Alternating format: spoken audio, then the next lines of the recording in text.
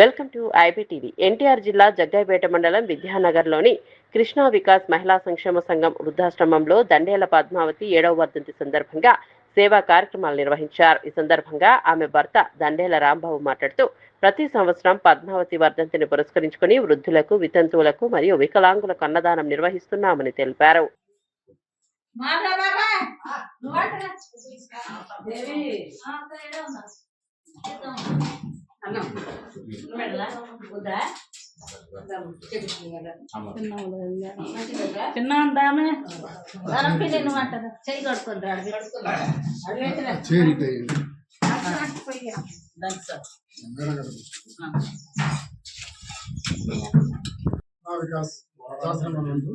ఈ రోజున నా భార్య చనిపోయి 7వ వర్ధంతి సందర్భంగా ఇక్కడ ఉన్న వృద్ధులందరికీ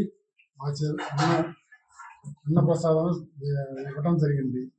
మాకు చాలా తృప్తికరమైన సంతోషం.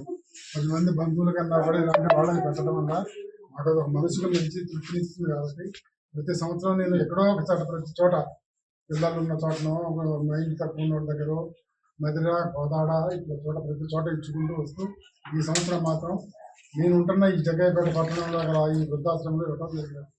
మాకు చాలా సంతోషంగా ఉన్నది.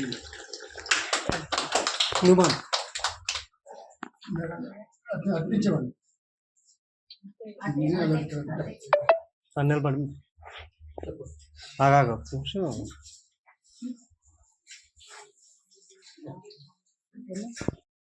మేడం గారికి నమస్కారం తెలియజేస్తున్నాను.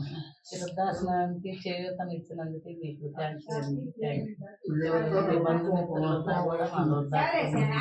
ఎందుకంటే మేము కూడా ఈ పట్టణ వాస్తవ్యం